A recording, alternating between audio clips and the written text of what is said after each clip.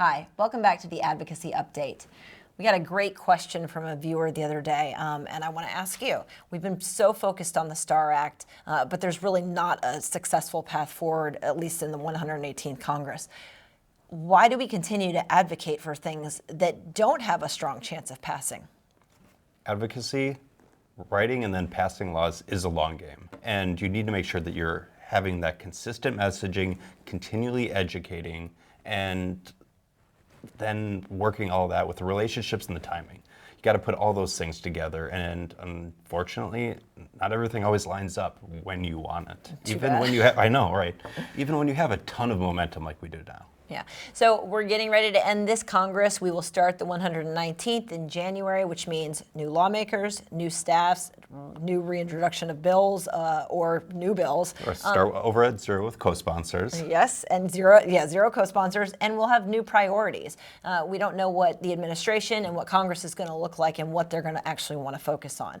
The key with MOAA and a lot of the other members of the military coalition is we want to ensure consistent messaging. Our priorities don't shift just because Congress has changed. Our priorities are Major Richard Starr Act and several other things, so we're going to continue to advocate for those. We know they're expensive. We know it's a challenging thing for Congress to find the money to get it done. We don't care. We owe it to our combat injured veterans to get it done. So we're going to be consistent with that messaging. Right. And from a advocate standpoint, when you're reaching out to your office, why is it so important to maintain that consistent messaging? Every time you talk to a staffer, it's an opportunity to provide a little education on what the military or the uniformed services community has to deal with. There's a strong likelihood that they're not familiar with those things.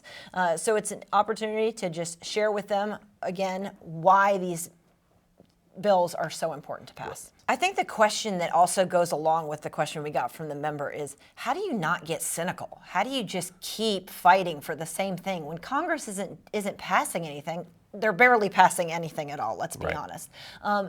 And you're continuing to bring this consistent messaging to them, and they're saying they support it, but they're not getting it done. How do you just keep toeing the line?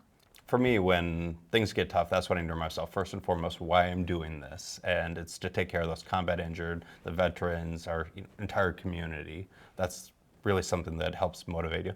And going back to, my time in uniform, you just got to keep with it. It's the middle of the night patrol, that late flight, when it's the hardest, that's when you're close to achieving something successful.